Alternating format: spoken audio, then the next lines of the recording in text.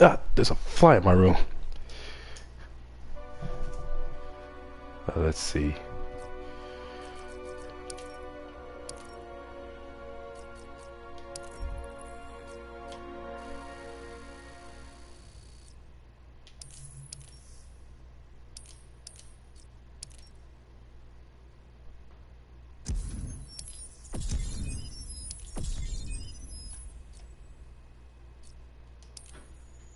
Surprised I haven't been kicked out of the guild yet.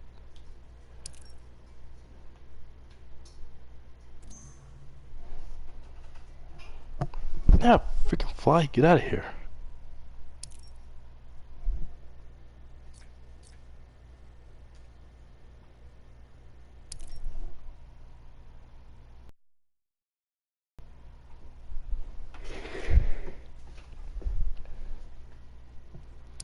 Dang, Flip, this has got to be like the fastest I ever seen you back here. How you doing, man? It's been like, how long has it been? What was the last time I uploaded? I think it was back in September, I think.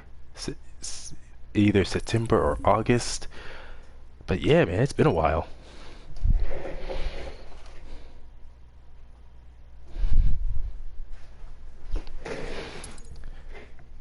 Sheesh. Wait, is this microphone working?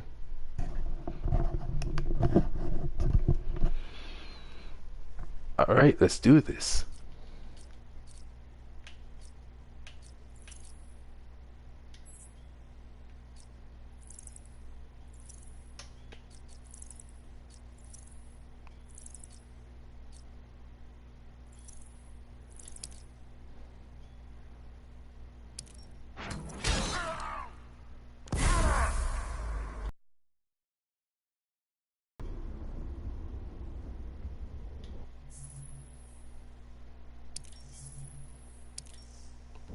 Well, that happened. Let's see. I hope this thing's working good. Got me a hotspot, but it's on a nerd discussions. Let's see. It's I can't get it to go up to 4 bars. It's only at like 3 bars right now.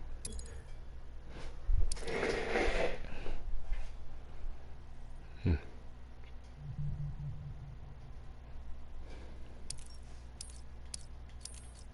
Oh, this is much better.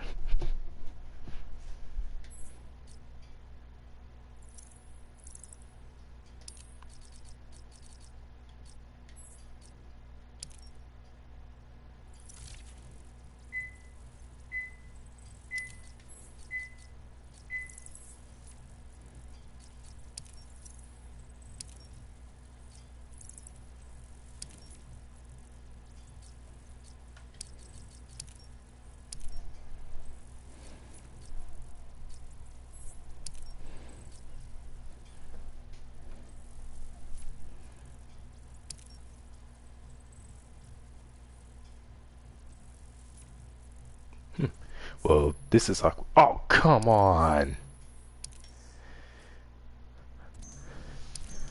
I wonder if it's me, because like I said, this thing, I so far only have a 3 bar connection. Oh, this guy's also 3 bars.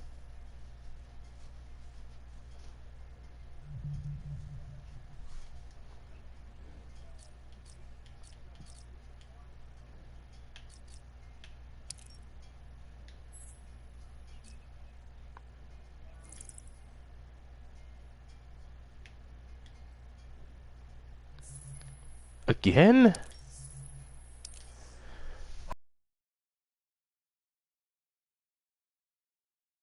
Most likely it's me. I think it's like my connection is just not good enough. There's no reason for this to be happening.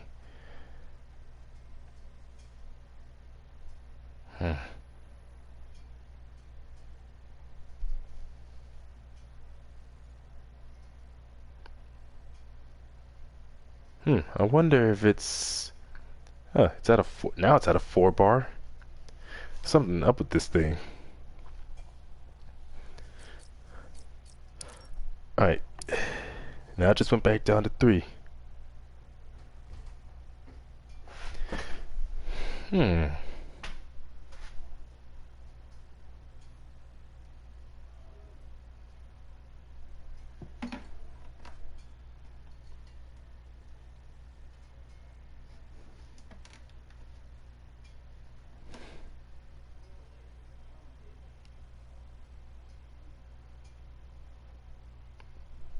So I got it at a 4 bar now, but how do I keep it at a 4 bar?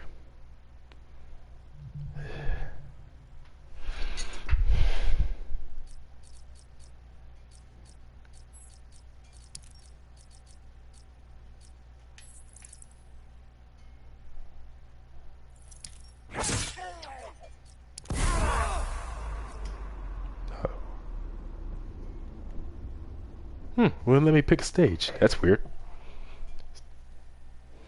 Oh, I must have pressed the wrong button.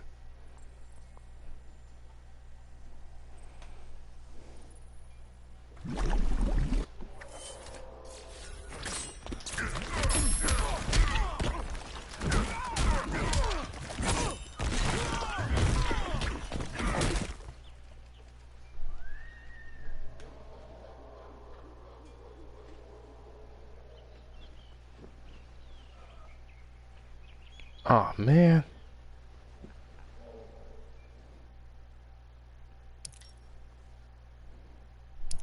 Yeah, it's gotta be me.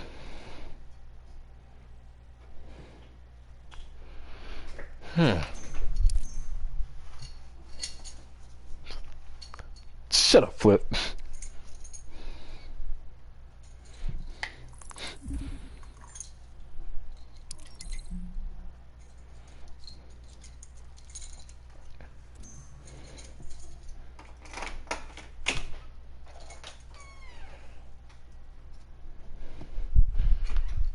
Let's see how good it is if I put it in here.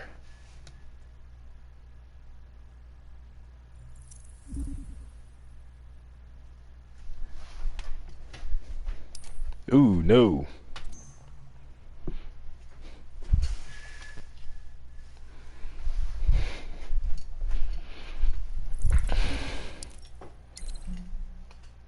Man, fuck you.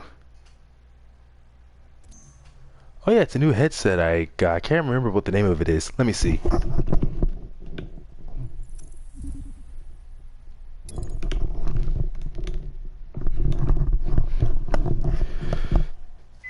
Just says Astro, but it's got the Legend of Zelda design on it. Like, I didn't want Legend of Zelda. I just got this one because it works so well. Alright, now we're talking.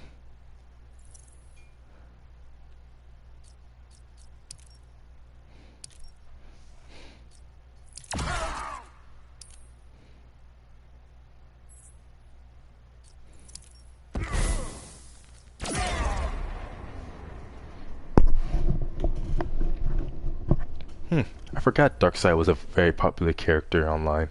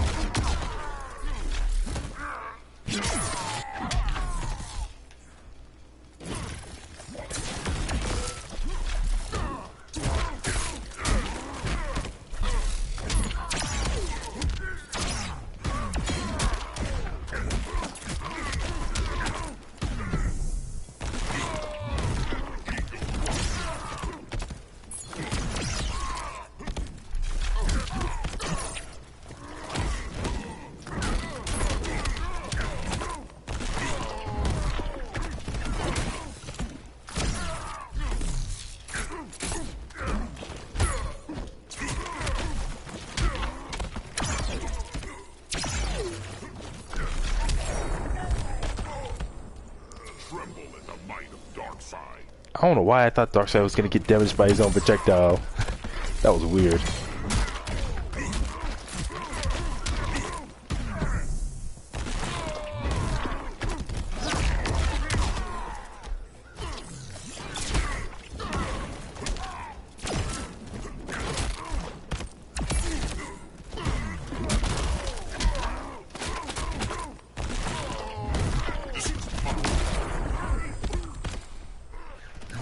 what you have sown.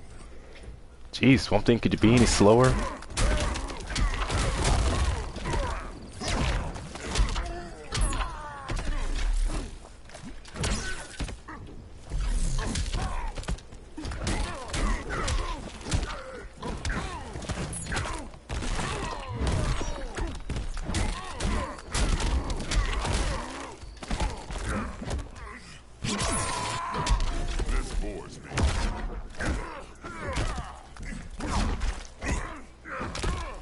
I don't know where you're going. You're gonna stay in that corner. Where you going?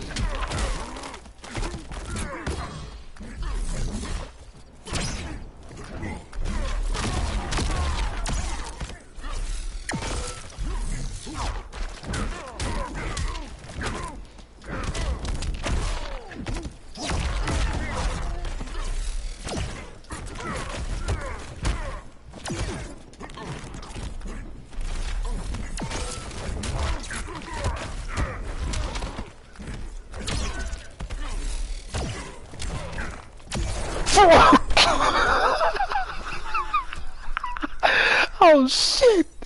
That would have been so awesome if I made that comeback. I knew I should have used my meter. Should have went for that super. Damn, that was awesome. I ain't never went against a zoner that was that fun. Man, you're awesome.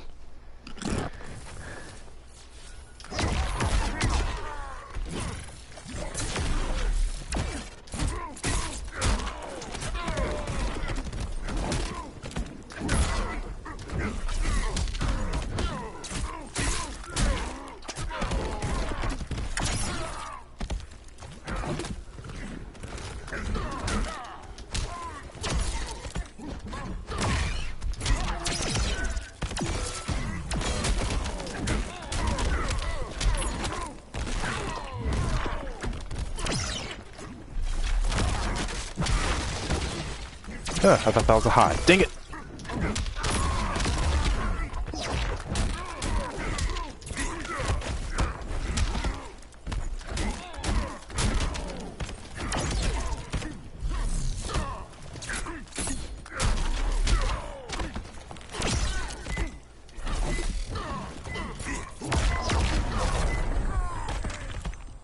Tremble at the might of Darkside. Yeah.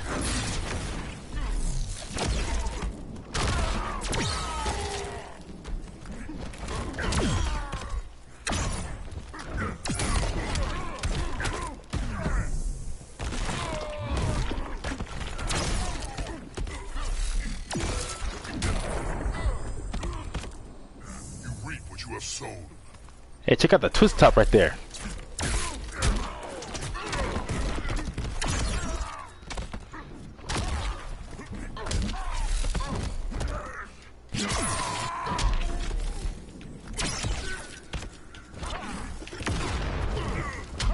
Yeah, I've been drinking my Red Bull. You see them wings?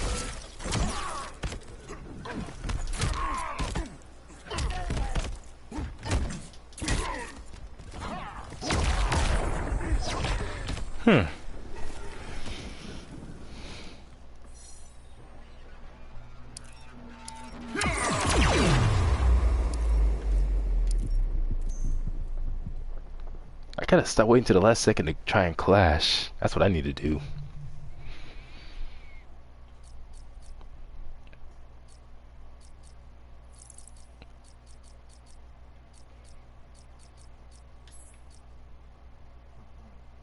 Hey, good game, sir.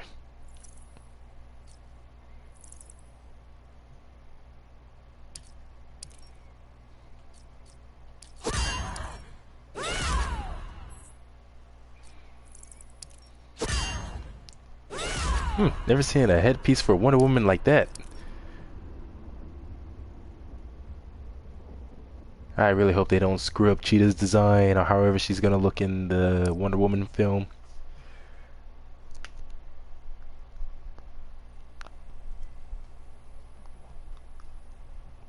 What?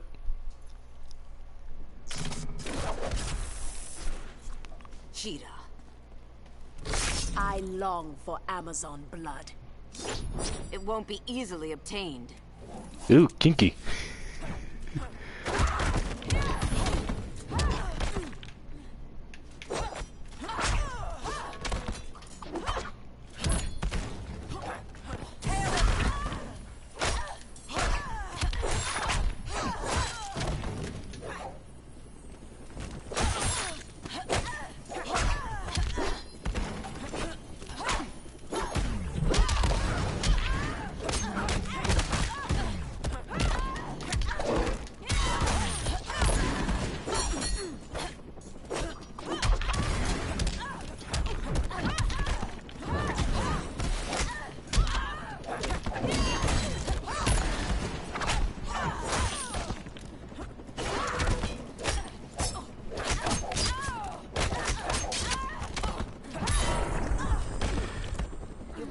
On yourself.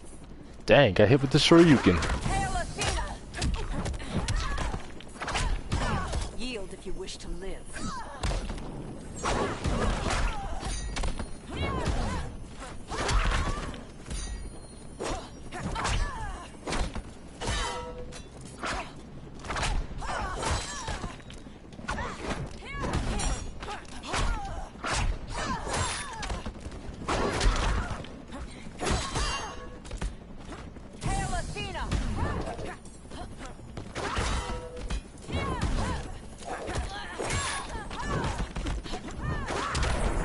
Cheetah doesn't have enough mids. You won't survive me.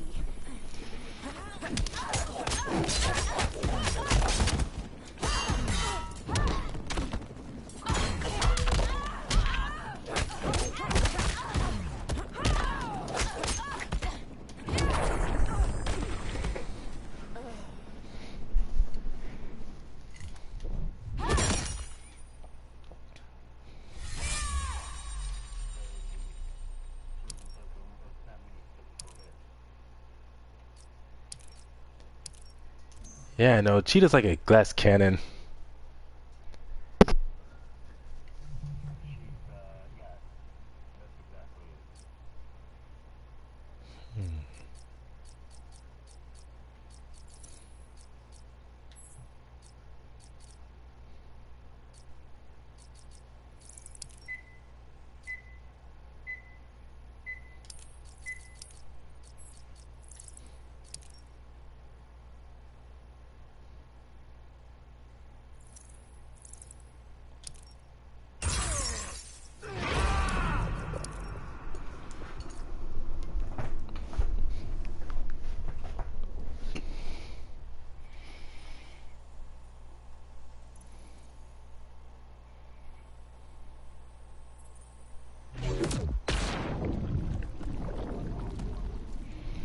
My All right. gun will freeze you in your tracks. Anger is your deadliest weapon. It is cold fury that powers me, Atrocitus. Thanks.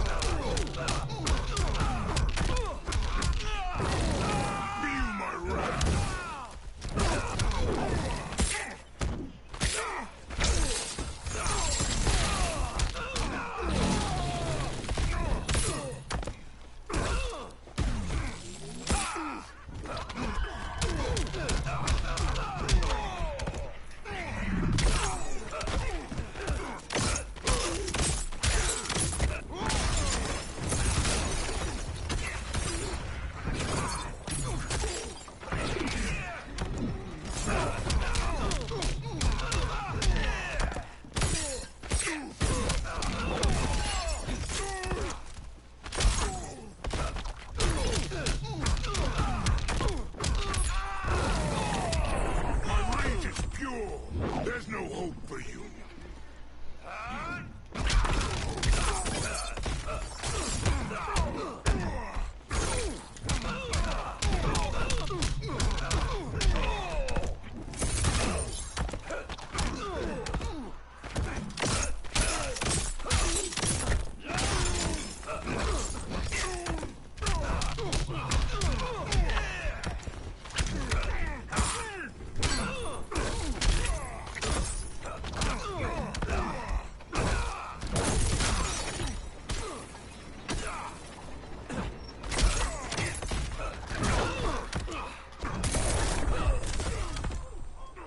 You won't feel warmth again.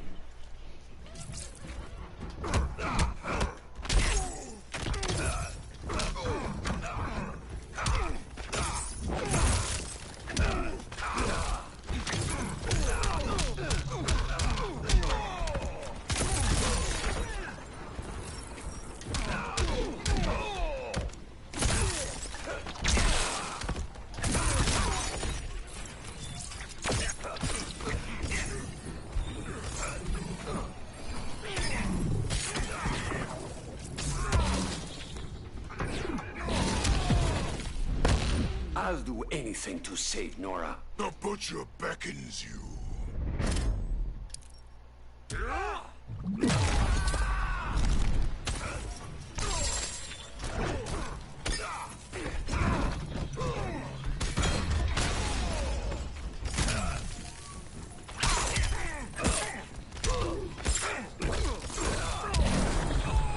Whew, that was pretty good.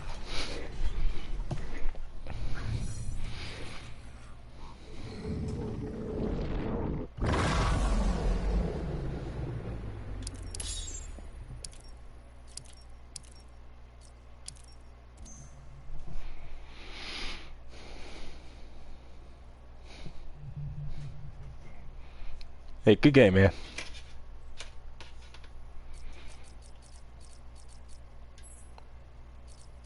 I know I got one zoning variation was one thing. Here it is.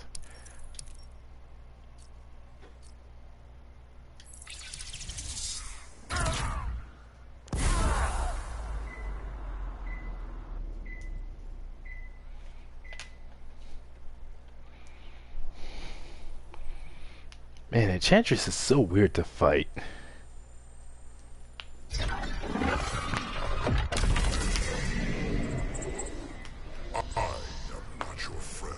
No, you're just my entertainment.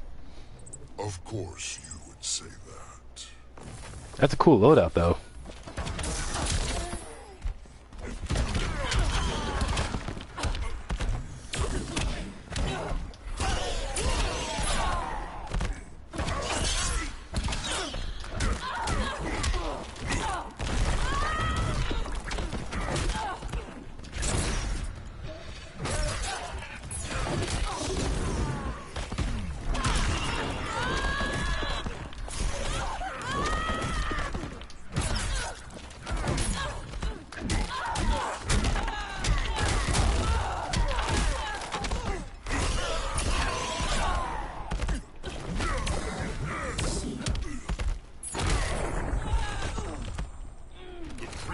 Power.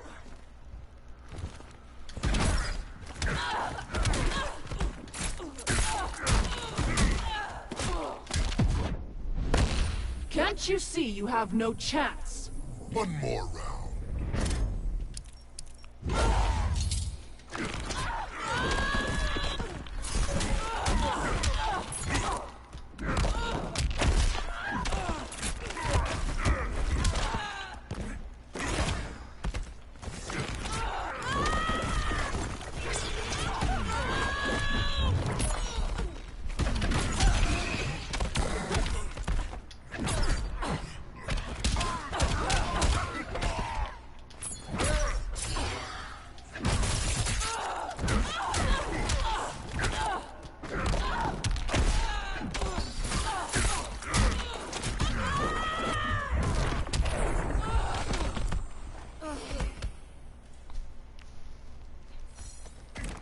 Damn.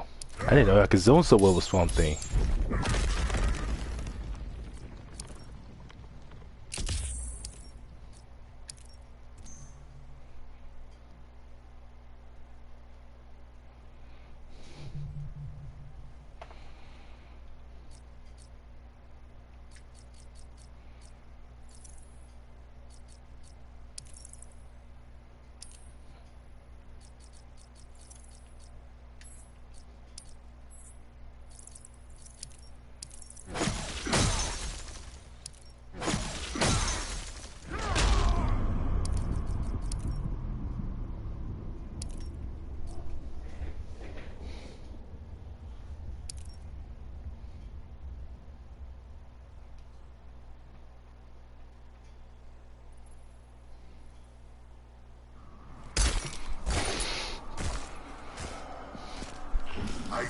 10 years confined alone.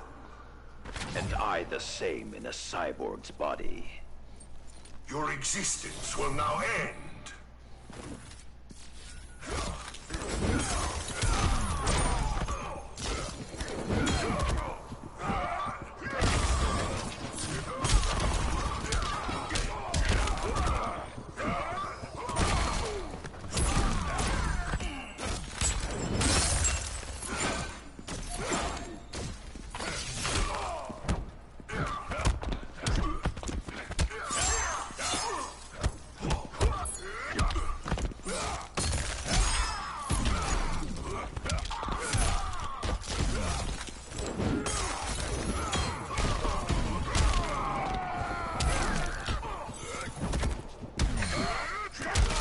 Such a frail body.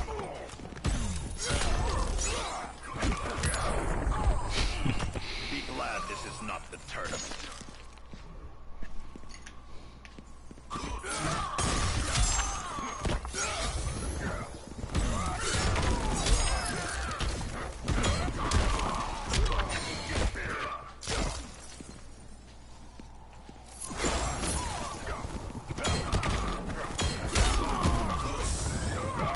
I will simply break you.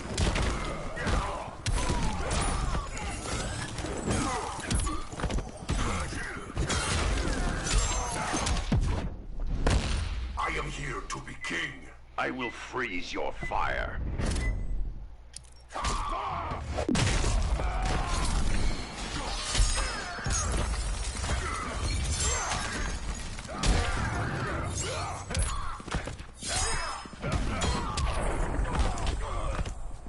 Death will silence your shame.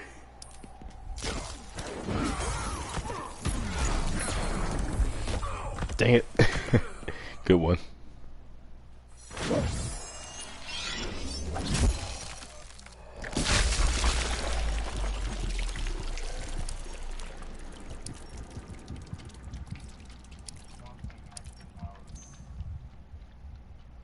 He said, does he?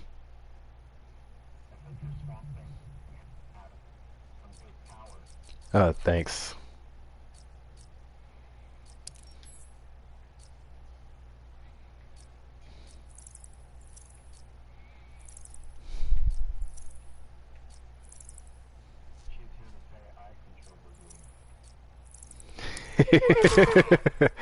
Well, we'll see about that.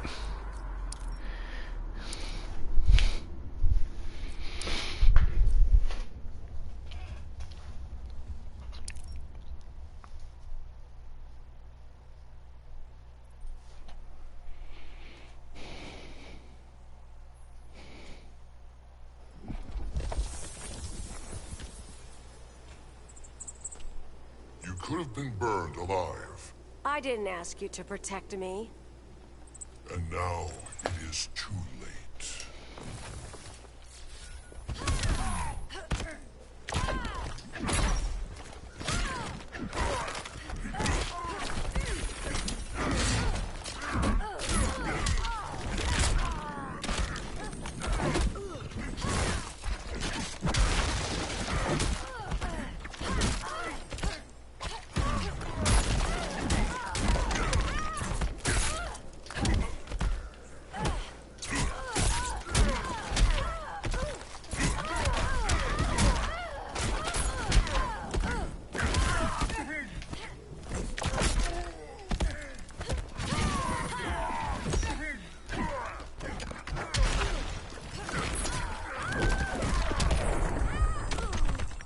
Respect the earth or leave.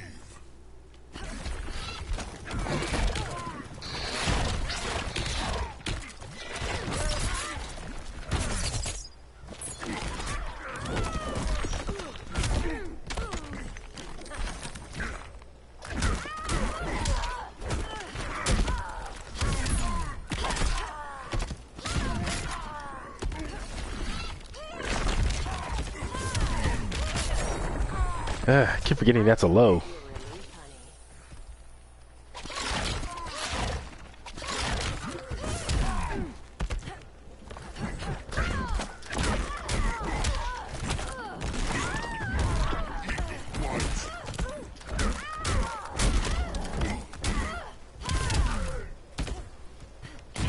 Oh, fuck.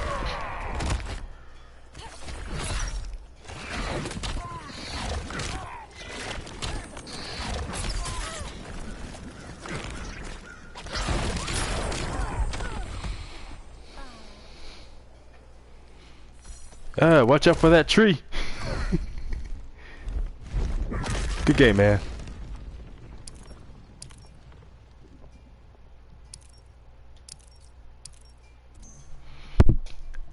Oh, snap.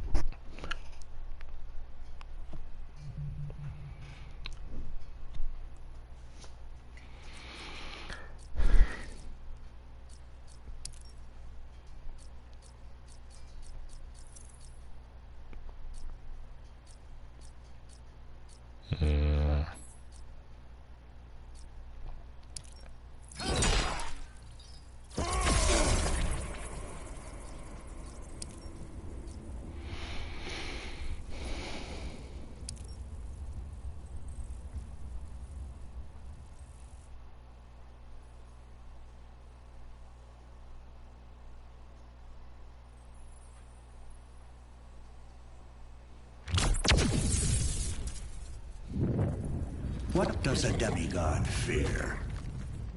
Nothing. I'm not so sure. Demigod. That's a new one. Your fear fills me.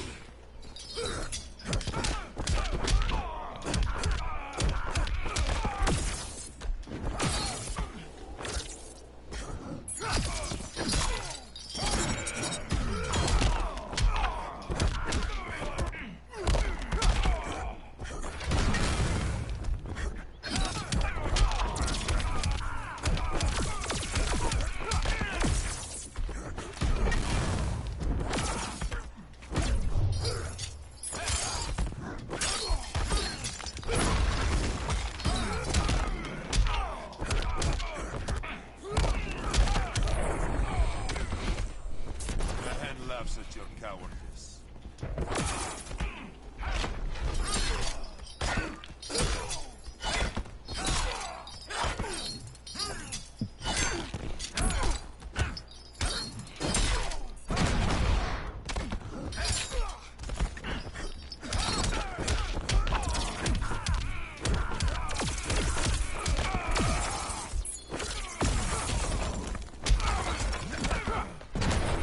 Dang it. Your last breath draws near.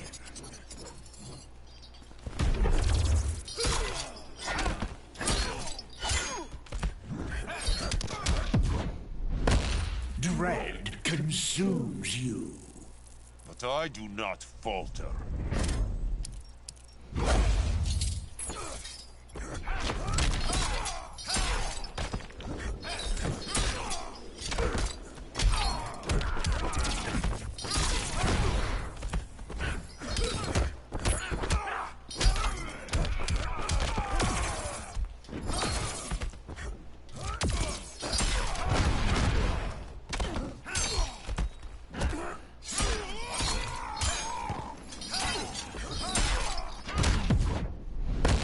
I'm immune to your trickery. Can you be sure?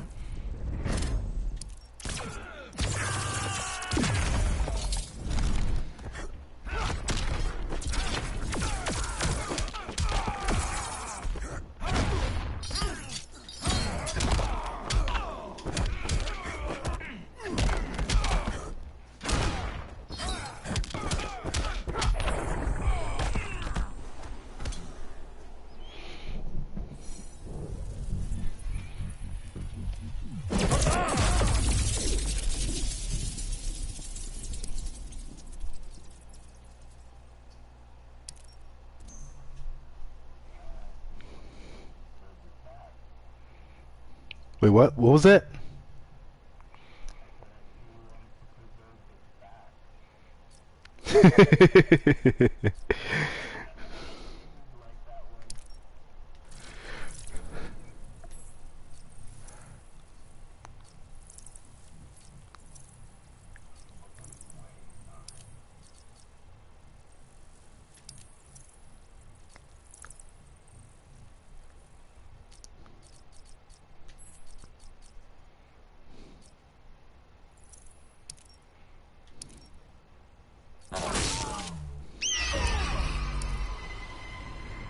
Brainiac?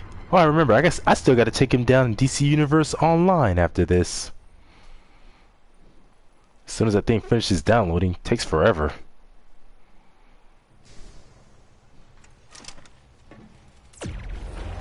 You are beauty at its most sensuous, Damn right I am.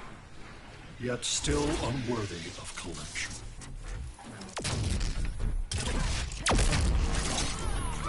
Man, even Brainiac can't help but go damn when he looks at her.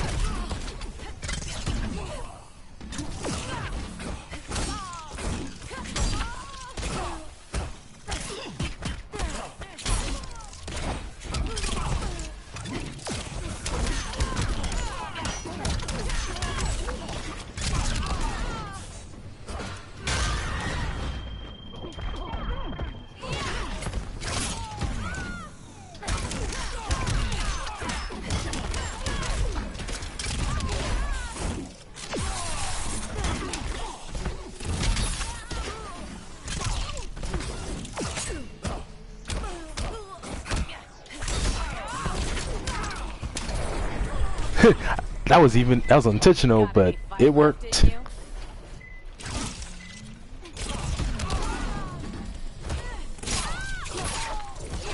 Knowledge is power.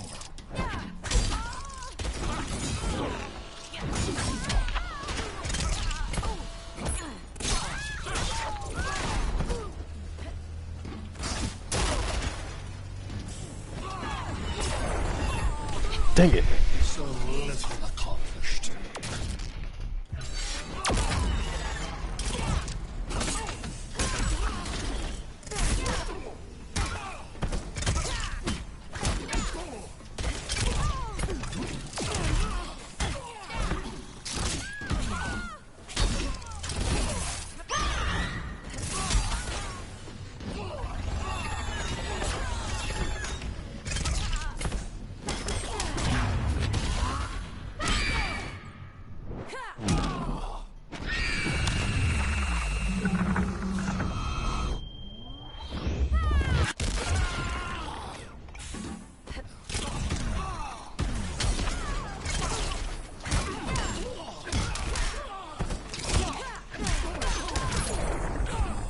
Ooh, kicks for days.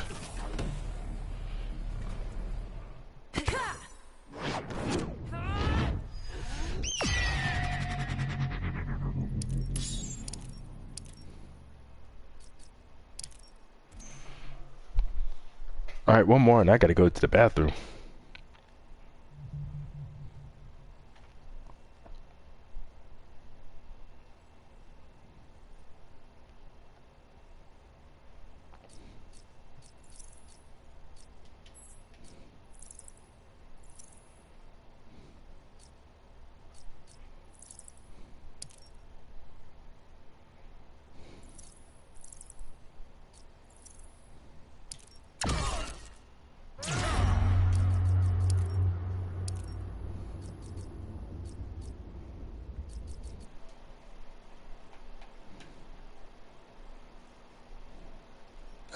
Hmm.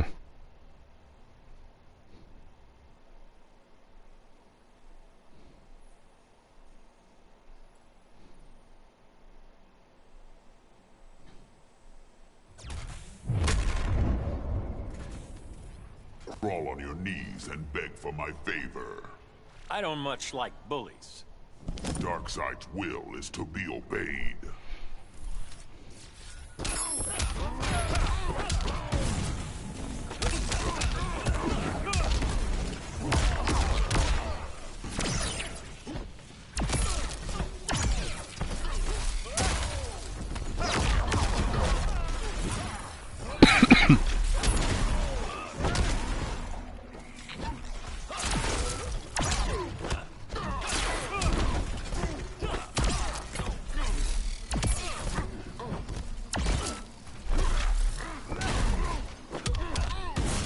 Can't teleport from me?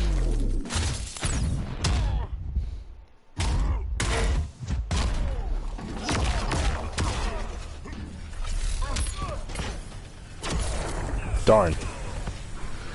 Neither man nor God can stop me.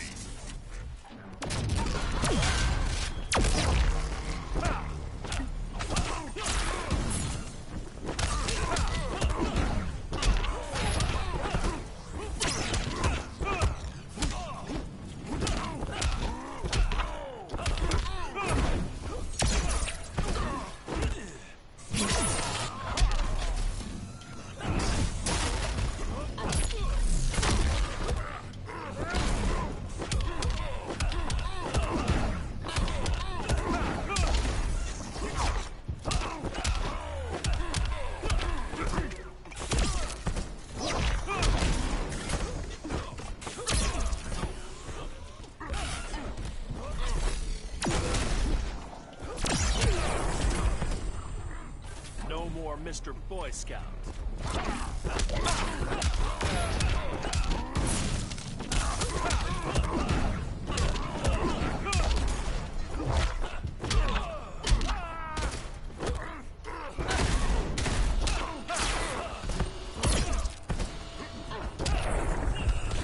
Dang, my anti-air didn't work.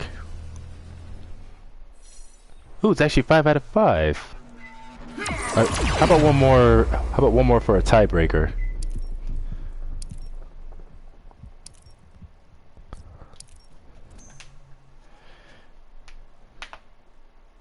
Oh, that hurt my arm. Shit.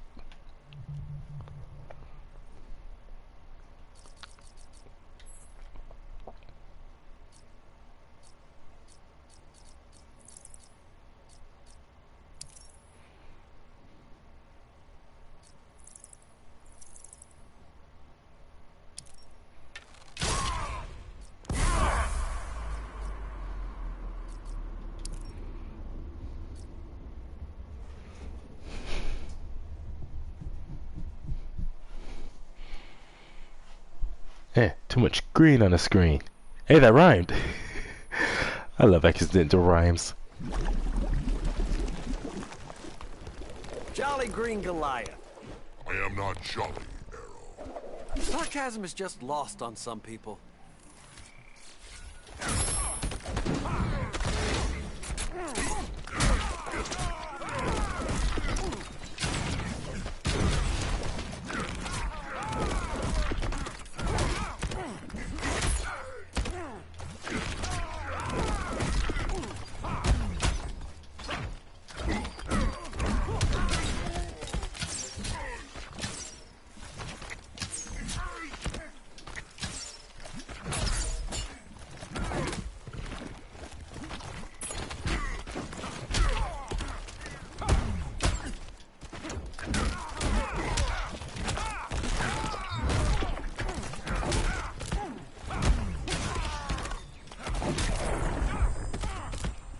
You reap what you have sown.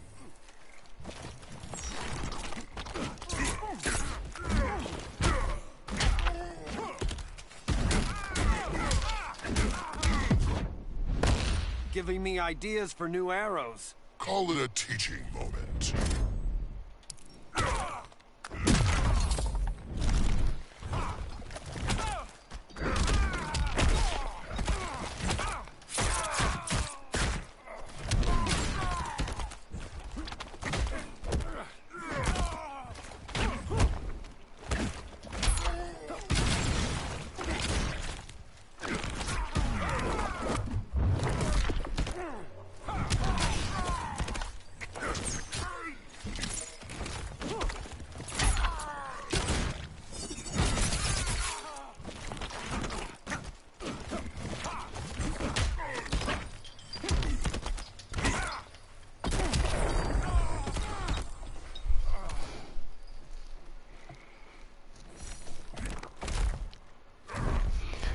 Alright, good game, man. I gotta go. And you have a good evening or a day. See ya. Whew, that was very fun. The first person I get to play a set with, and they're actually very fun to play against. It is so rare to find those people who main zoners and are good with zoners, but don't spam.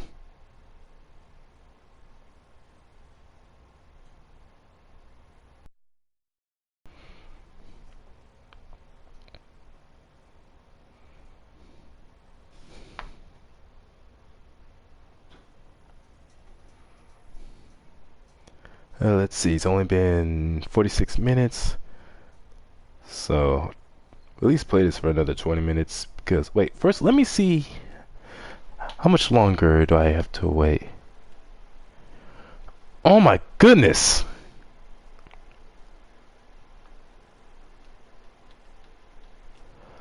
Okay, so for whatever stupid reason, Tekken 7 is taking way too long to download. And I guess maybe the reason why is because when I bought Tekken 7, had it installed, I didn't have any working Wi-Fi, and basically the version I had was was like before all the updates, when it's like when the game was just first released. That's the version I've had, and now they have a season 3 out. So I'm guessing maybe that's why it's taking so long. It's got to add up all the updates and all the characters that have been added. Even though I've only downloaded Marduk and let's see, Marduk and Armor King. You know, you're probably right. You know, no doubt you're right about that, Flip. It's probably that as well. That because I'm downloading DC Universe Online and Tekken 7, and I still got like 3 other games that I need to finish downloading. So no doubt that's what's taking so long.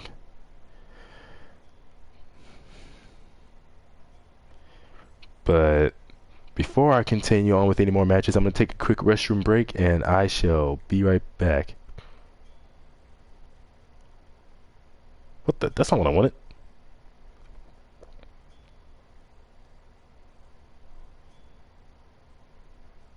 Yes, it is.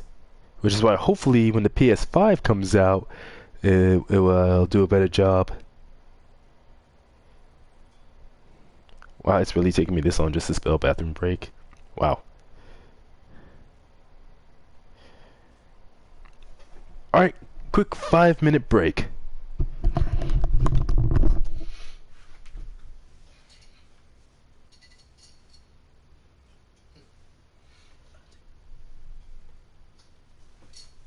Where the hell are my keys? Oh, video.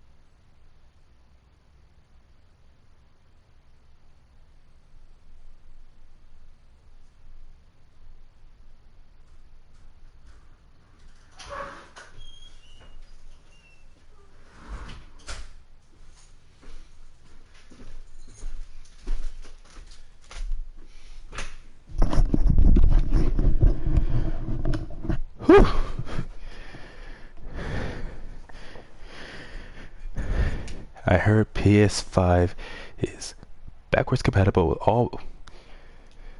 I hope that's true. I mean, they did say the same thing about how the PS4 was supposed to do that with the PS3 and PS2, and that turned out to be a lie. And I heard the same thing about the PS3 when I first got it, and that was a lie. Oh, I should not have ran over here. Whew.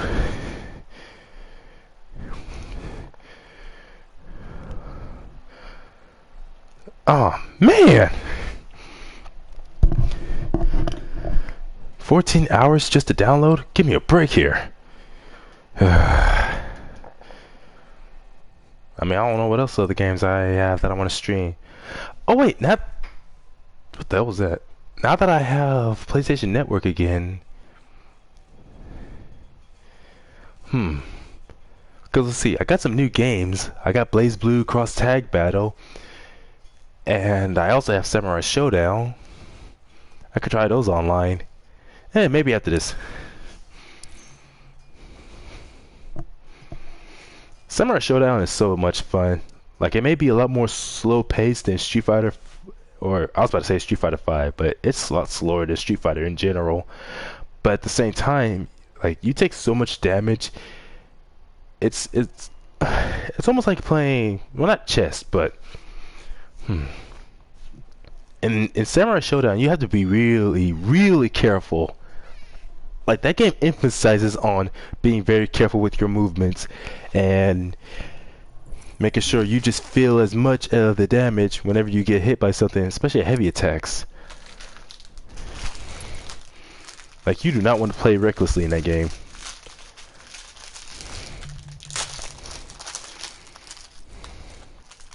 Oh, sweet, lemon flavored.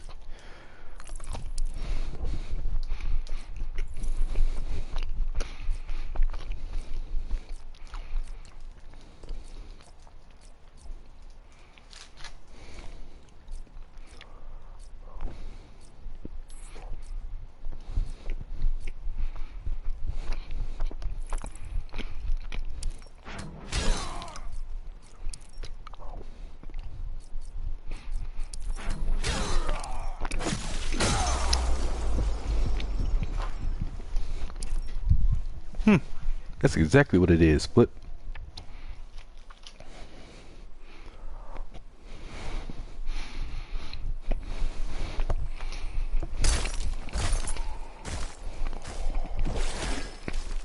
You fight without passion. A poor assumption on your part. You might think so.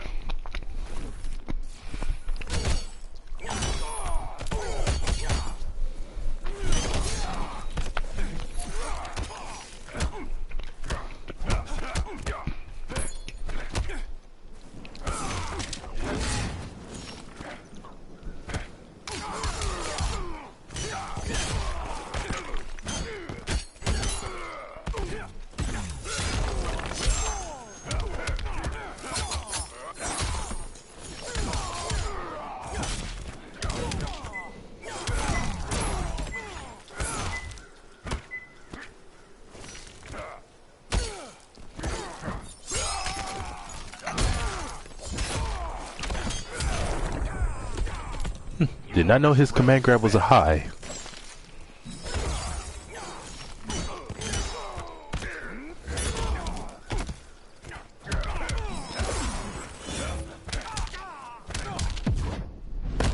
Next comes the trident. Of that I am painfully aware.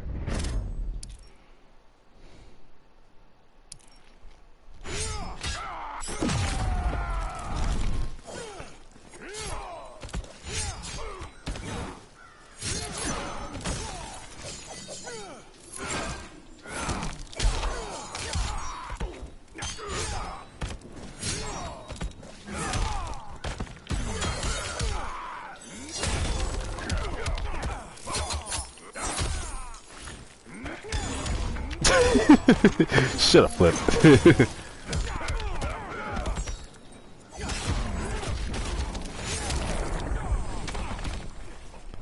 I don't know if being Canadian makes you immune to someone like Sub-Zero. Maybe if you were Antarctic.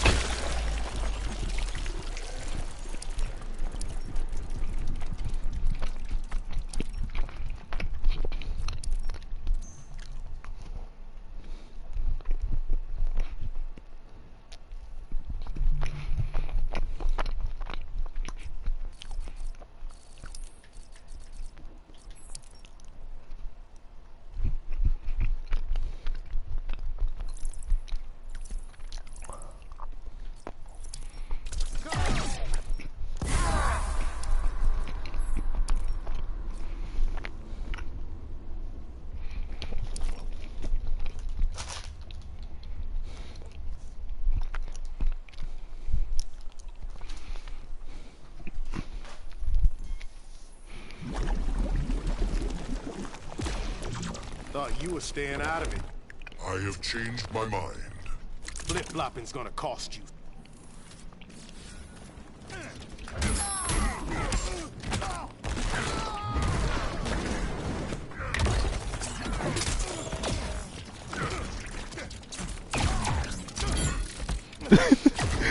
Wow.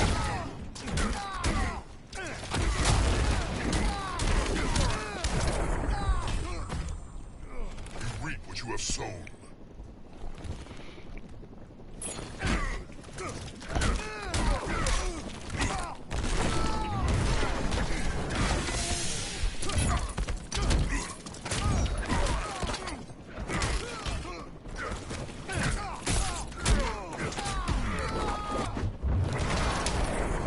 Oh man, I just remembered something.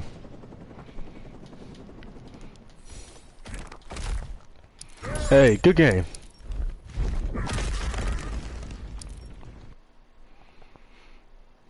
I just remember I finally got Wi-Fi. Now I can finally get Cheetah's legendary gear.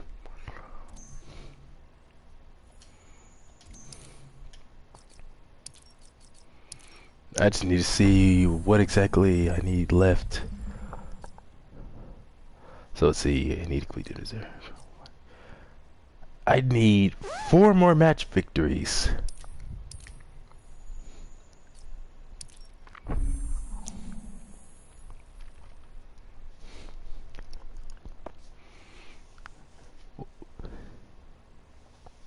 Well, if it isn't Gyro, it has been way too long since we last met.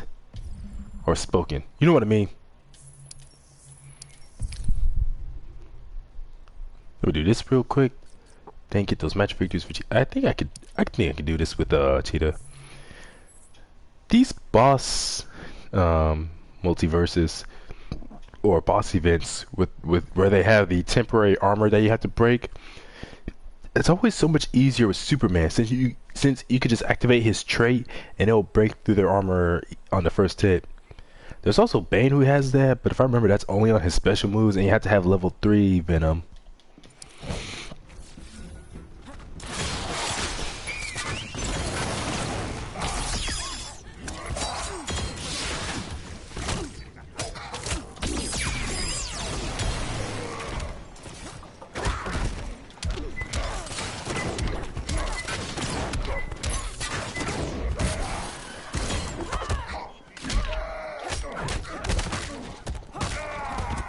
A whole year? Damn.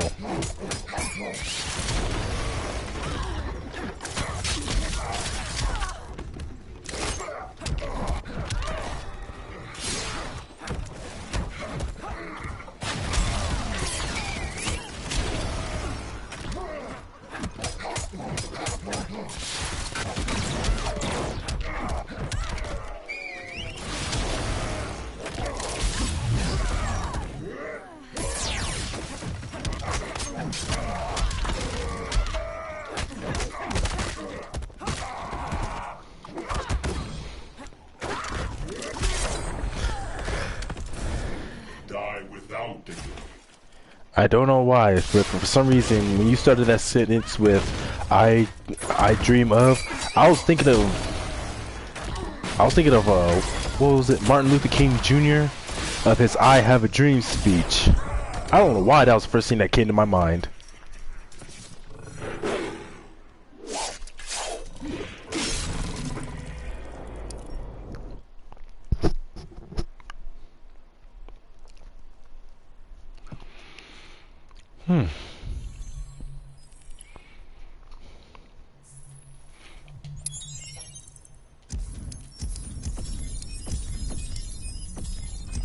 Yeah, I figured that was unintentional.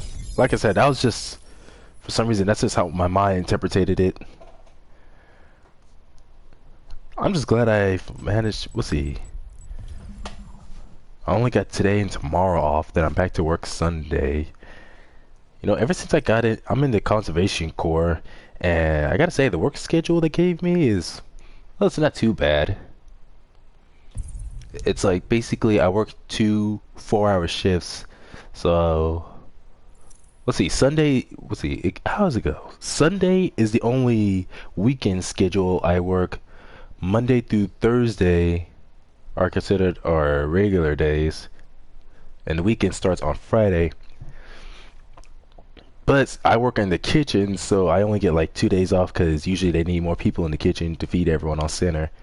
But that's fine with me. Like on Sundays, I work the first 4 hours in the morning, and then I get an hour break, and then after that, so I need 3 more match victories, and then I come back after an hour, work the next, how many hours is, oh yeah, next 4 hours after that. So that's basically 8 hours divided into 2 4-hour shifts. It's pretty easy. And then there's Monday through Thursday.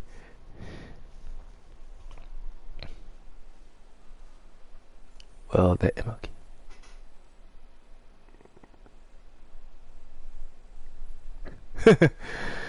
That's hilarious. All you could think as well. Now, what was I saying?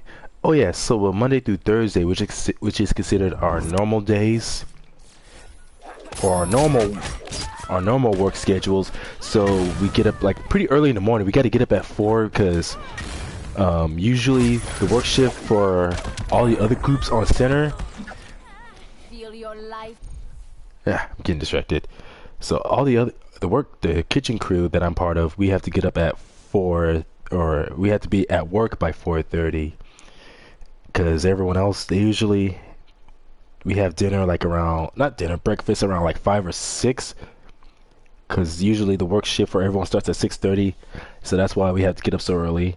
And the cool thing about that is, on our weekdays, after the morning shift, we get a whole 6-hour break to ourselves before coming back later on, so we could get dinner ready in time. And then after that, we're just off. After the next 4 hours, we're off after that.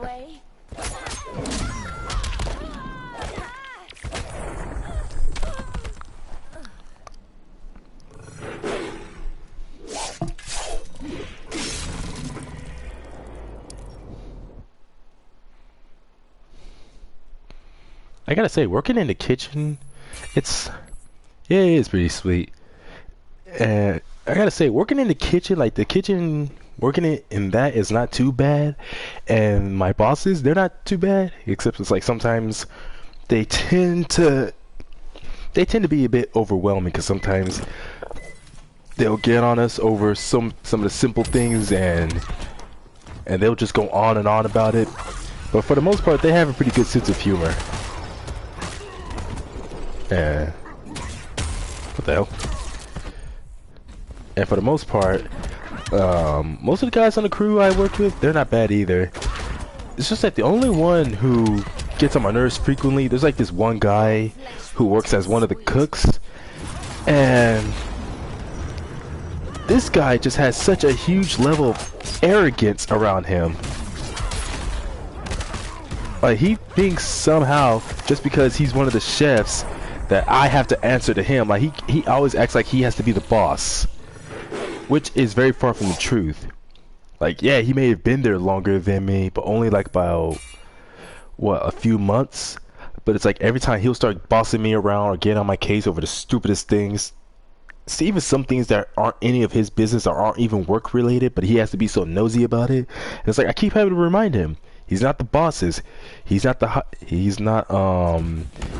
big boss herself or her second in command.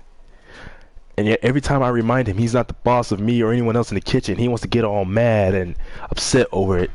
Like, he'll tell me, he'll boss me around or one of the others and get on a case, and every time he'll always be all like, hey, I'm not trying to be a dick or nothing, but I just need you to work a little faster, or whatever he's trying to get on me about. And it's like, I keep telling him I don't answer to him. Chefs are known for power tripping. Yeah, I'm not surprised about that. For the goddess of the hunt. Like, so many of them thinking because they're making the food or cooking the food that everyone else is eating, that somehow that gives them the authority.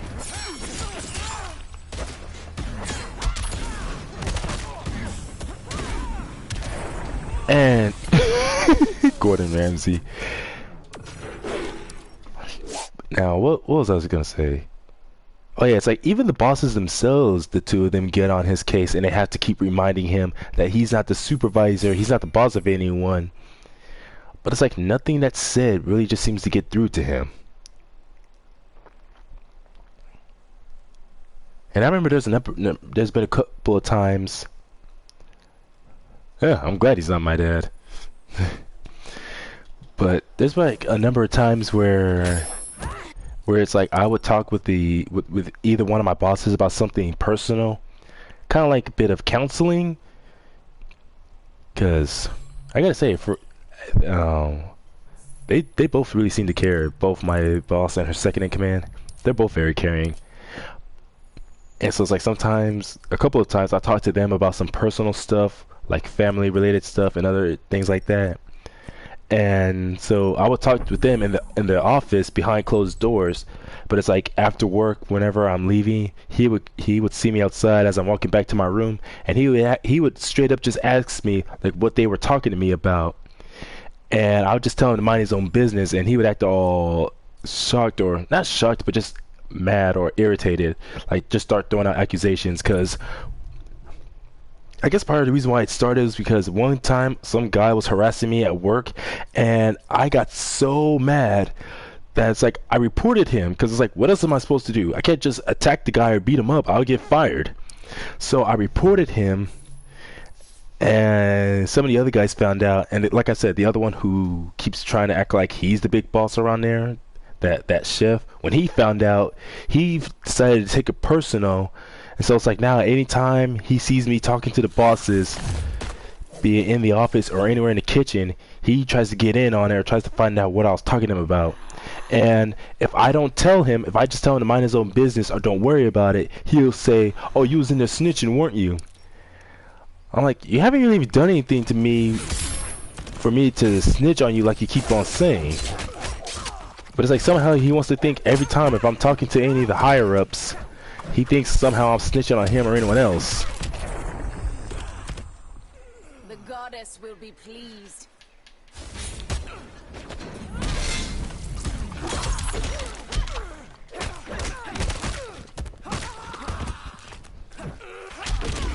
And it's like, yeah, it's all you can do, but it's like, it's what you're supposed to do as well. Because I'm like, I went through too much damn trouble to get this job. The last thing I'm gonna do is let someone get me so aggravated that I commit assault and get myself fired. It's like, I never understand people who are like that. I mean, they get mad at someone for reporting someone else. I'm like, you're not part of it, so I don't know, and you're not the one getting in trouble, so I don't know what you're mad about. And at the same time, I'm like, wait, what was the other option?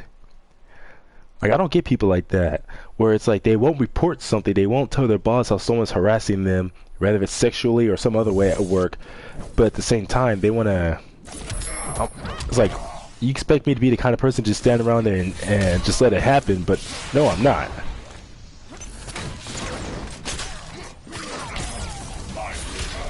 Of course, I think I have told him that, no, I haven't told him, but definitely, if it gets to the point where I can't take any more of his bullshit, tell myself, I just report him too. I know, right? It's freaking ridiculous.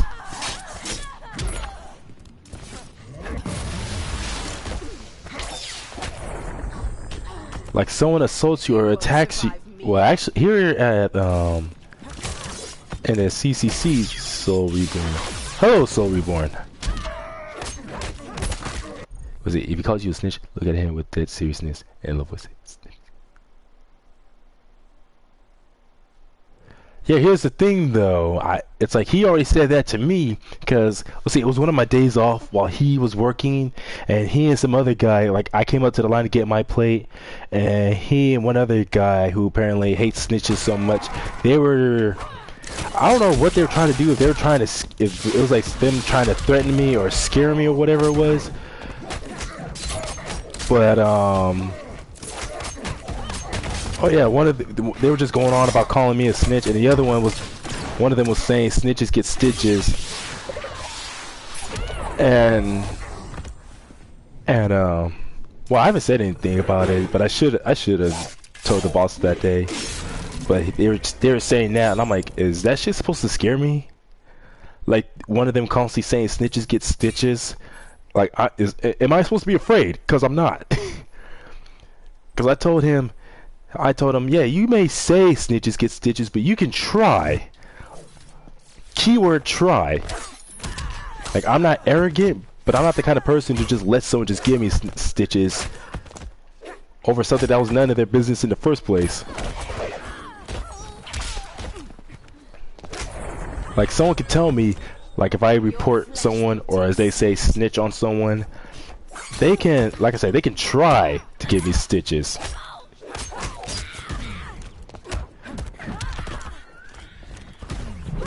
And it's like my grandma says, like, whenever my grandma's talking about someone threatening her, she says that that person only has one chance, and that's the only chance they're gonna get.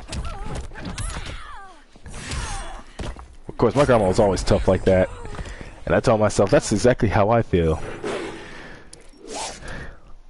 Like, you want to hold a grudge against me over something that's none of your business, then, well, like I said, you can try to do something to me.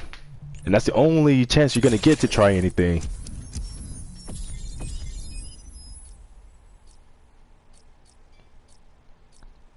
I remember I have said something like that similar before, where I remember at one time I was taking my break, and when I was coming back from break, they were all talking about how they were going to do, what was that thing called? The what was it? It's called No Nut November Challenge.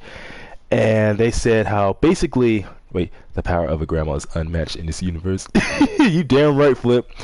So they were talking about the No Nut November Challenge, and they were trying to get me in on it. And they were saying how, and I was all like, well, what happens if someone fails the challenge? And they said that person gets their ass whooped. And I said, okay, even if I did that, even if I accepted that challenge, if the consequence is someone whooping my ass, they can try. And the other dude was, one of the dudes was saying how I'm arrogant. No, he didn't say I was arrogant. He said I'm cocky. He said I was cocky as hell for saying that. And I'm like, and I'm thinking to myself, what is this guy, some submissive person? Is he like the kind to just let people hurt him or something? Oh, damn it. Shut up, Gyro. That's a bit too much info.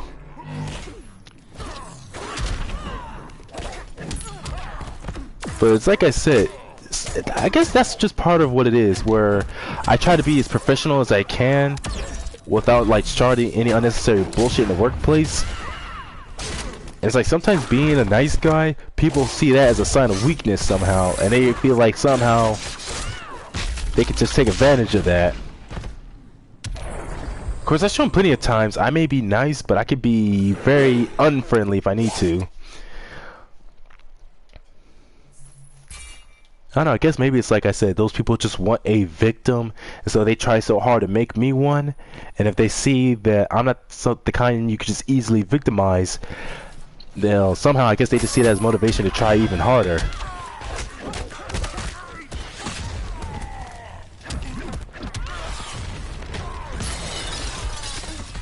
You won't survive me.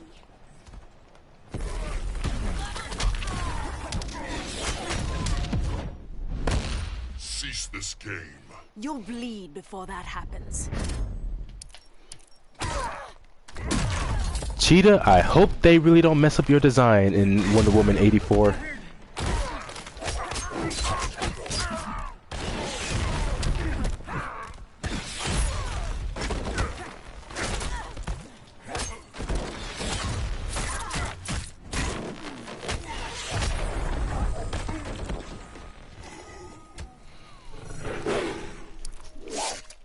Actually, I just remembered. Before, let's see, when did Wonder Woman come out? The first Wonder Woman came out before Justice League, if I'm correct. Yeah, we'll see. There was Suicide Squad, then Wonder Woman, then Justice League. In Justice League, Batman said how Wonder Woman shut herself out for a whole century because of Steve Trevor being killed in World War I. And that really upsetted her, to the point where she basically turned her back on humanity and stayed in hiding or something like that. So I'm like, I wonder. So obviously, it wasn't what happened in the first Wonder Woman. Obviously, it's going to be something that happens in the sequel, to where Batman has to get on her case in Justice League to be all like, You shut yourself out for a whole century. And so, how did that scene go? Because both Wonder Woman and the upcoming sequel, Wonder Woman 84, take place before Justice League. In fact, they take place long before even Man of Steel. But anyways, and so in Justice League, oh, and spoiler alert for anyone who cares. Let's see. In Justice League, Batman was discussing about the idea of using a mother box to bring Superman back to life, and Wonder Woman was telling him that he's dead, so therefore he has to just accept it and get over it. Like she was saying how sometimes you just have to learn to move on. And so Batman, not wanting to hear none of it, gets on her case saying, "Did Steve Trevor tell you that?" And she gets mad and pushes Batman, even though Batman, being the badass he is, just shrugs it off and then gets on her case, basically calling her out for the hypocrite she was in that scene. Talking about, you only came back after Luthor stole a picture of your dead boyfriend, so let's not talk about me needing to move on. And I was like, oh shit, Batman has a point. I was like, to me, that just kind of shows us how awesome Batman is. Of course, a mortal like him would be brave enough to stand up to a demigod Amazon like Wonder Woman, telling her, so she's all like, Superman's dead, get over it. And he's all like, but wait, your boyfriend has been dead for over 100 years. You haven't moved on. Like, to call out a demigod and call a demigod a hypocrite like that, that was awesome. I really liked that scene. Like, she seriously had no real comeback for that. I mean, in a conversation like that, when you know someone's right, what can you say back to them? I have been my prey. But if I remember, they announced sequels for a few of the films in the DCEU.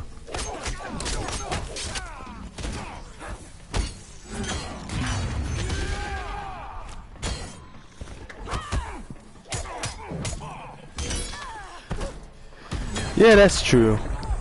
But I'm guessing the point Batman is trying to make is how someone that she cared for is dead and she never got over it.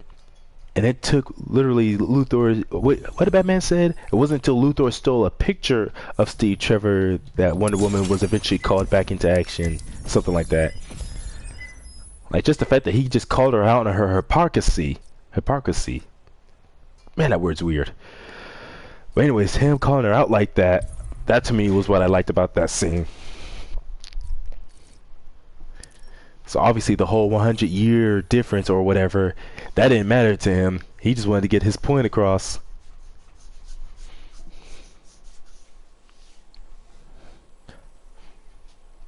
Also, I remember for Godzilla versus... No. Before I get to that, for the DCEU, there's been some sequels for some of the films that already came out that have been announced. They announced a sequel for Shazam and I think Aquaman as well. I think Aquaman is also going to get a sequel.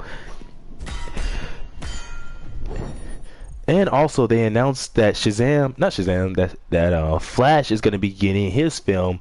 But let's see, I can't remember. I think the Shazam sequel... Between the Shazam sequel and the Flash movie, one of those is going to come out in 2022, with the other one coming out in 2023. I'm like, damn, I don't know if I could really wait that long. But regardless, all I know is that I'm like, wait a minute, Shazam is getting a sequel, and even Aquaman is getting a sequel before Superman finally gets one. Where is the Man of Steel sequel? When are we going to get a proper Superman sequel? That's what I want. I'll tear out your throat. You're an animal. Now you're getting it. I mean, someone who looks, acts, and behaves like an animal, who is an animal, or hybrid animal, you know what I mean. Of course they're not gonna take that offensive.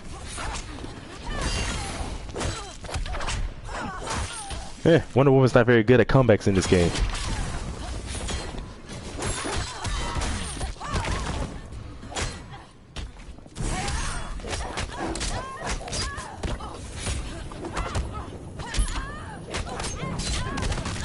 But like I said, I really hope they don't mess up Cheetah's design in the film in Wonder Woman 84. Like, you see a quick clip of her Quick clip. Try saying that 5 times or even 10 times fast. But anyways, you see a clip of her in her human form, and that's about it. You are not worthy. They don't show Minerva in her cheetah form.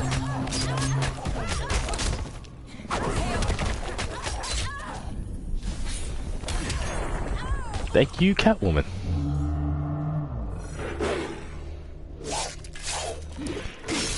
Yeah, but it's like you would think, seeing how we got a Man of Steel first, we should get we got Man of Steel first. We should get a Man of Steel 2.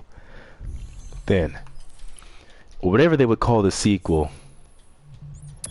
Let's see, when did Shazam came out? Shazam came out this year, and they already got a sequel planned for him. And let's see, Shazam came out in 2019. Let's see, Shazam came out in 2019, came out this year. And so 2019, 2021, 22. So if it comes out in 2020, that's only 3 years. No, if it comes out in 2022, that's only 3 years we have to wait. If it's 2023, that's 4 years. So that's only like between 3 to 4 years we'd have to wait for a Shazam sequel to come out. And I think probably the same thing with Aquaman. And that's only like between 3 or 4 years we have to wait for Flash to finally get his film. Now Superman, his film came out in 2014. So that's from 2014 all the way up to now. That's 5 years since Superman had his film in the DCEU.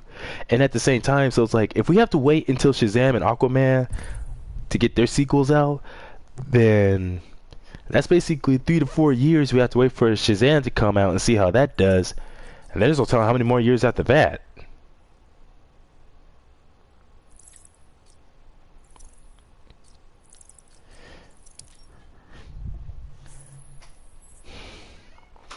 Yeah, I feel like part of the reason why was because they try to make Superman. Well, Superman himself has always been a serious person and takes his job as Superman serious. Well, as Superman or as Clark Kent, he's always like very focused about what he does. But anyways, the point is, instead of it being like a film to take serious, you can't really take it serious because they just try to make it so grim. Like they try to give it a bit of a, I wouldn't say a dark tone, but I don't know. I enjoy Man of Steel, especially its action scenes, but at the same time I feel like part of the problem was just the awkward way they try to portray Superman. Pray to the goddess of the hunt. Like Superman questioning who or what he is, if he should use his powers for good and all that other stuff. And usually when it comes to the origin of Superman, it's said how his parents raised him with good morals, and part of how he was raised by his family is why he uses his powers for good, because of the way Martha and John Kent raised him. But yet for some reason in Man of Steel, John Kent essentially teaches his son to be a coward, to fear what humanity thinks of him. And that's the thing with Superman. He knows, no matter in the comics and in other, like Superman in general knows that no matter what he does, no matter how much good he does, there will always be people who will see him as a menace, and those who will just hate him. Kind of like with Spider-Man. And Superman knows that, especially with people like what was his name again? Lex Luthor. Like Lex Luthor hates Superman because Superman is basically all the things Luthor himself wants to be. This sort of godlike being that everyone looks up to. So really it's not that Luthor doesn't see Superman as a threat to humanity or to the earth. Superman is a threat to Luthor's plans, to what Luthor wants to be. He just makes up the whole, oh, he's not even well, he goes, what's true, Superman's not even human, but he's still a man. That's why he's called Superman, because he uses his powers. Like, that's just how Superman sees himself, as just a man trying to do the right thing. And yet in Man of Steel, he has such a crisis over his own existence, where he's like, oh man, how should I use my powers? Should I use them for good? Should I just do what my dad says and not use them at all? Not once I slice your hamstring. There was even a scene in Man of Steel where Superman, when he was still just a kid, where he used his powers to save all those kids on that bus when it fell into the river. Like, sure, he could have just let those other kids drown, and especially that one kid who was a bully to him. Like, he could have just let that kid die, but he's like, no, he may have bullied me, but he's still just another innocent human. I'm not gonna let him die like this. And so he saves him. Like what Superman always does. Save people, even those who don't appreciate what he does. And yet then his father gets on his case for it for some reason, and he's like, well, what am I supposed to do? Let him die?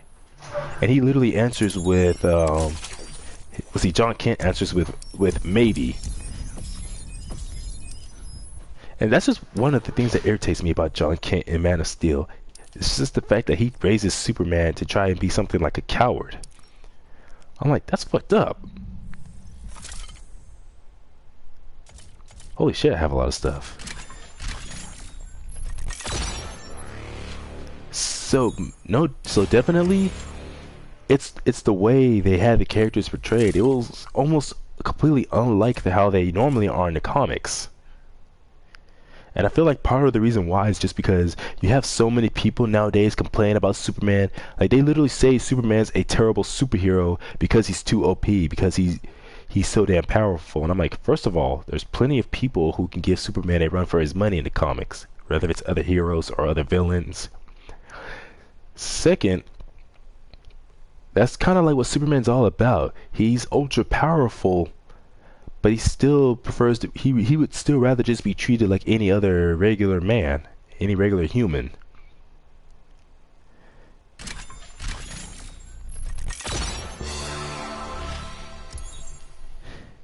It's like, it just felt like they were really just, I don't know, kind of detracting away from what really makes Superman when they made Man of Steel, which is why probably when they made Aquaman and Shazam and Wonder Woman, those films did so good, because in a way they didn't portray their characters as being almost like cowards or people suffering from an existence or existential crisis. They stuck more closely to the character's mythology. Like Shazam is about a kid who gains these powers, and sure, he may have the knowledge of he doesn't have a knowledge of a god. Well, see, he has King Solomon's knowledge, and Solomon himself is not a god. He was one of Jesus Christ's disciples.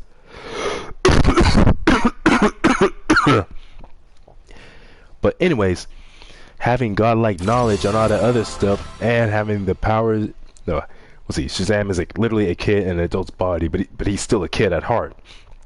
So he still manages to have fun with his powers. Plus, the Shazam comics always had a sense of humor to them, and that's what the movie does. The movie does a good job of keeping that sense of humor with the serious tone. That makes it pretty well in the movie, and that's part of why so many people enjoyed that.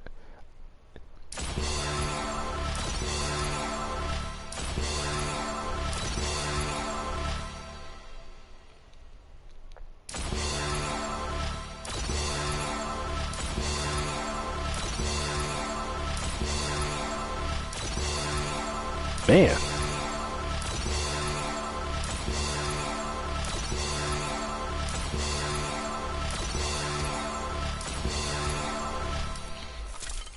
Yeah, it's so weird how they try to start off the DCEU with Superman at first, where it's like somehow like I already described Man of Steel and where they went wrong with that.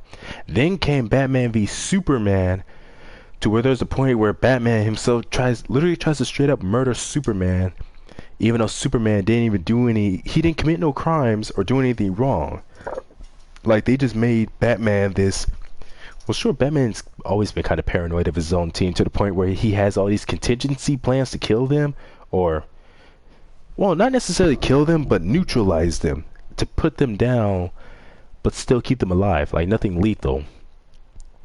But in Batman v Superman, he's just all like, kill Superman at all costs. Like, and I'm like, even Batman isn't like that.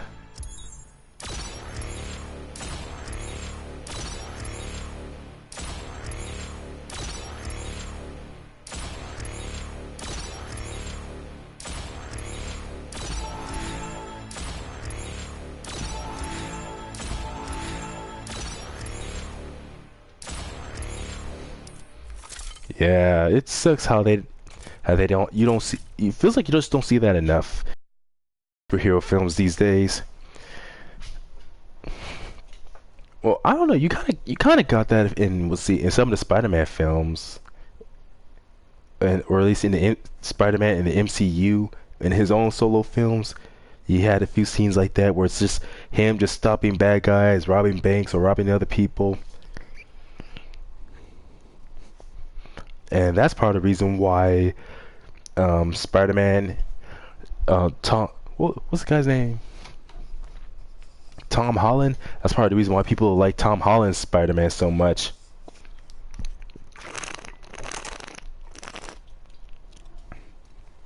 Yeah, that's a good point, Flip. It almost seems like almost every superhero film nowadays, that's what it escalates to. And you know what? That's part of the reason why I felt like... That's part of the reason why I thought, what movie was it? Oh yeah, Captain America Civil War. That to me felt like a very refreshing film. Like, sure, sometimes it kind of irritates me, the whole superhero versus superhero thing, how often people bring that up. But the way they did it in Captain America Civil War, as to why everyone's fighting each other, especially when it comes to the very end, when it's Iron Man versus Winter Soldier and Captain America.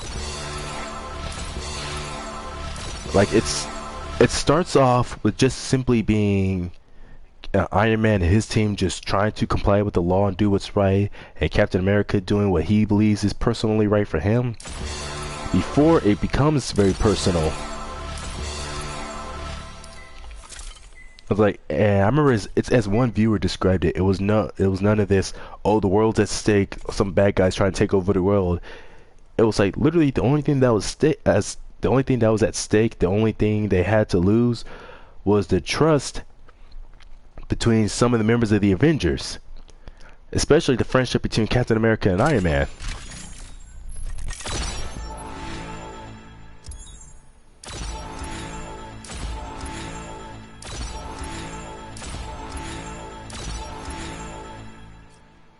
But you know, that's part of the reason why I enjoyed why the Tobey Maguire Spider-Man films are still my favorites.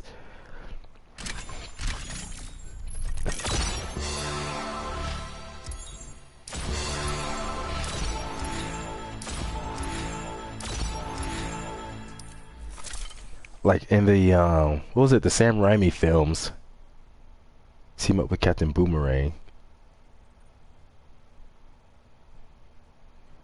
If I remember, oh, team him up with Captain, but are you talking about Captain Boomerang from DC? Because Captain Boomerang in DC Comics is a villain. Oh well, unless you're talking about a completely different person. But yeah, let's check out this legendary gear I got for Cheetah now.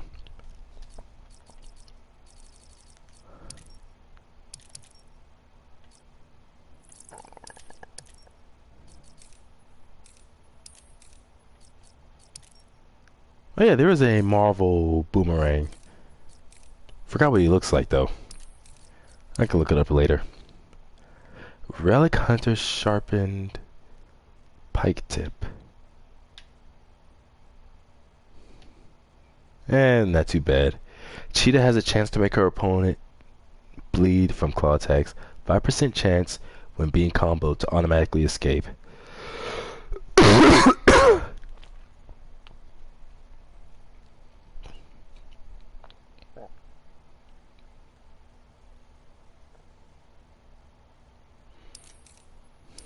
talking about the MCU Spider-Man, Tom Holland Spider-Man, Gyro. But what was I saying? Um,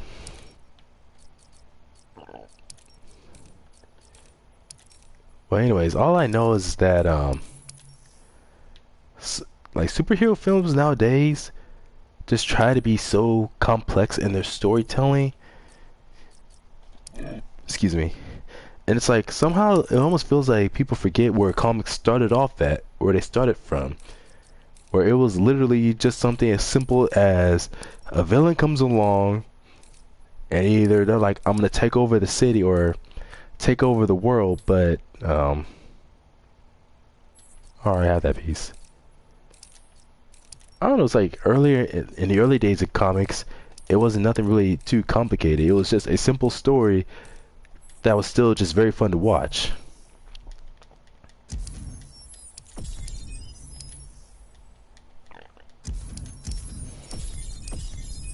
But I guess part of the reason why is because so often you have people complaining, saying they want better character development, like they want their characters to start off from a certain place and grow into whatever it is they become in the future, or somehow work their way up to becoming the hero we all know and love, or villain.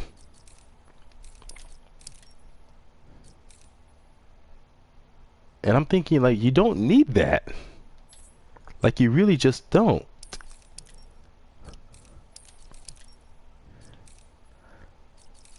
Like sometimes they that's I just remembered that was one of the reasons why so many people were complaining about Man of Steel, saying that it lacked character development. And I'm like, none of these people clearly have ever read the original Superman comics. Because originally when Superman made his debut back in 1938, literally almost every issue, one after the other, was just him going up against some random one-off villain, beating that person and him saving the day. It was always just a matter of how exactly he was going to accomplish that. Like, how was he going to save the day? How is he going to beat the current villain of this issue? And that was it. No complex storytelling. Just someone doing something evil because they're just the bad guy of the comic, and that was it.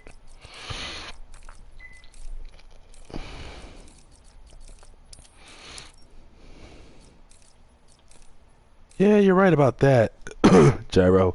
Like some stories that do have it that are done in a complex way, but my problem is how like almost every movie developer feels like they have to do something like that.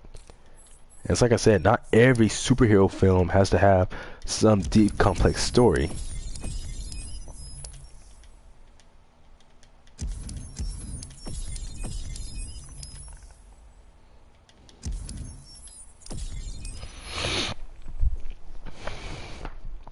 And it's like not every movie has to deal with somehow the world that's itself being at stake or something.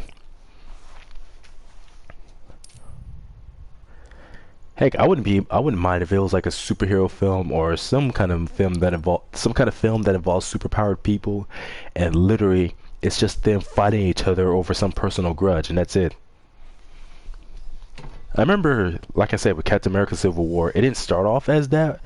But that's kind of basically what it came down to at the very end, where it wasn't like some big old villain out to destroy the world or take over everything. It was just some guy manipulating the Avengers into fighting each other and tearing each other apart from within because his father was killed, and he blamed the Avengers.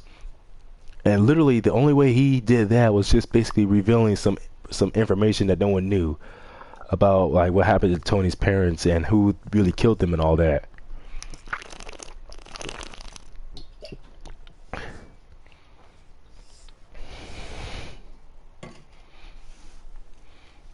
It's just that I think ultimately what a lot of film developers, when they make their movies, what they need to do is just take a step back. Like, not everything has to be about the world being at stake. Not everything has to be some big old massive crisis. It doesn't need to be that way. Hold on, let me check my downloads. Oh, come on!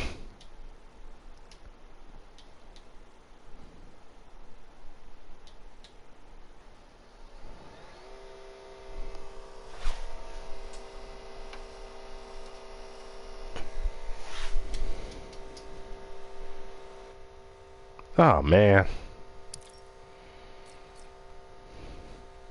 I'll probably have to stop this stream though, just to get the downloads to start working. Oh well, let me try playing online for a little bit while longer.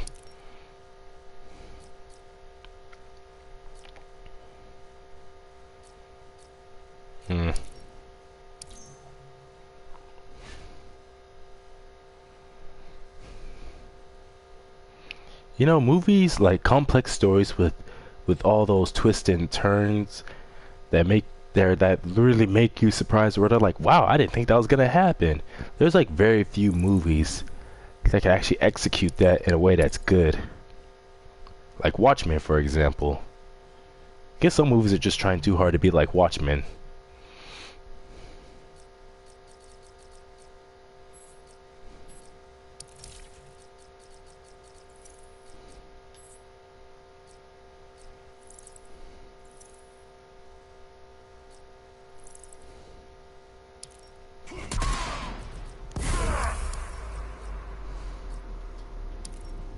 Alright, Swamp Thing, time for us to stretch ourselves long and wide. Oh man.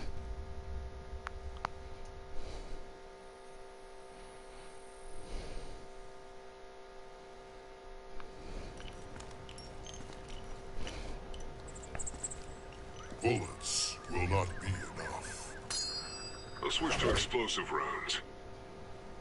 That could be inconvenient. I'm surprised I've never seen Deadshot with a machine gun before.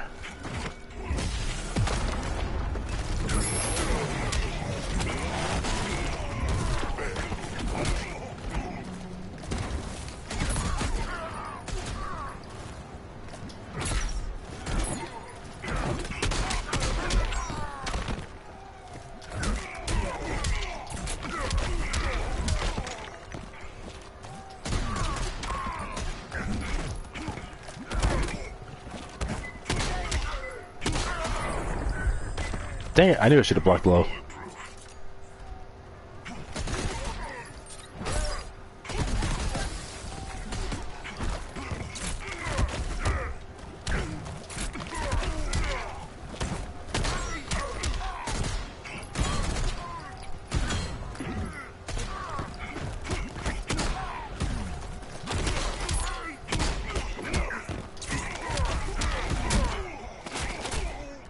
What the hell? Dang it. Swamp Thing, you failed me.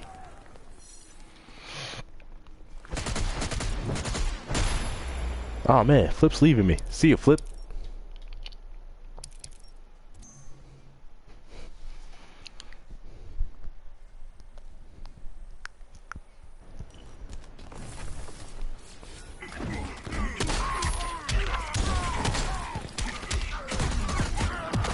Hey, cool combo. Shit.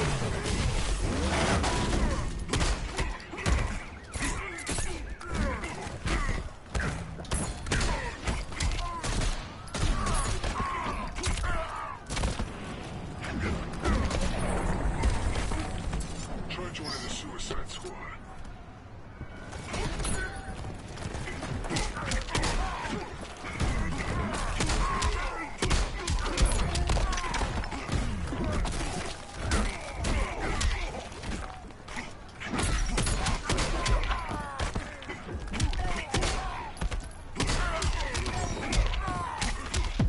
My goodness. Cease this game.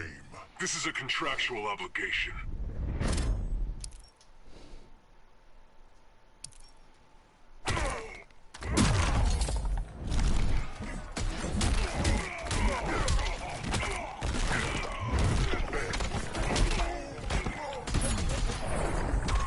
Assassin's Creed Odyssey, eh? I've only ever played Assassin's Creed 2, the first Assassin's Creed 2. Very fun game. Never beat it though.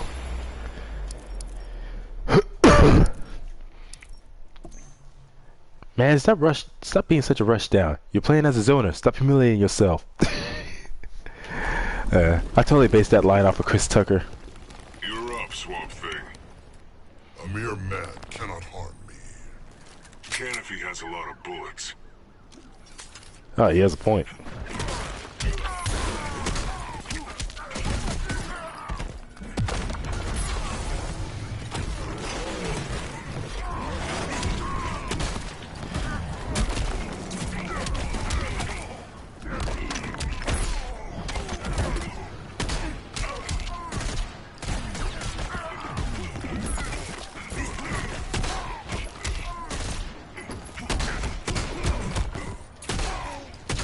I can't believe I blocked all that.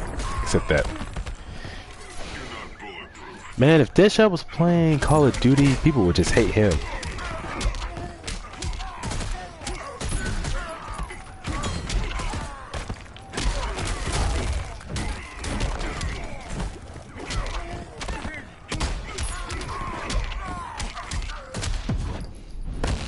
You should fear danger. Eat lead, sucker. I love that line.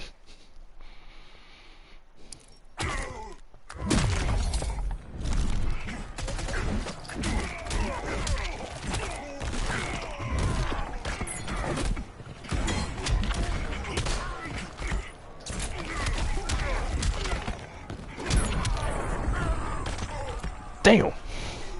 Hey, good game, man. Oh shit, that was 3 matches already? I had no idea I lost that fast. But yeah, good game.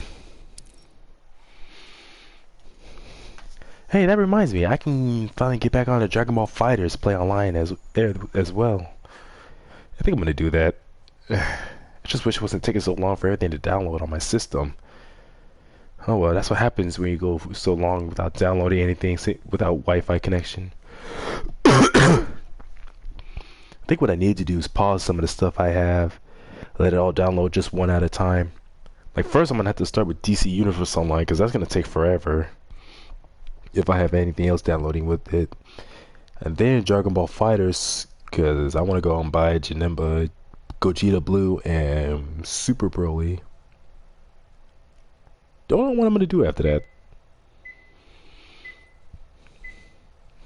All I know is, yeah, that's what I want to do. Just be able to finally start buying more DLC characters for some of my games. But this has been a nice stream, being able to get back into things. Don't know if I'll be able to stream as often as I used to before I left for the Conservation Corps, though. Even though I finally got working Wi-Fi. And it's like with the hours I work, I get actually quite a lot of free time. It's like it feels like I almost have more time off away from work than I do actually being at work. That's what it feels like. But thanks to everyone for tuning in, especially you, Flip, and video of the next live stream, whichever comes next. So long. How do I do this? Oh, here we go.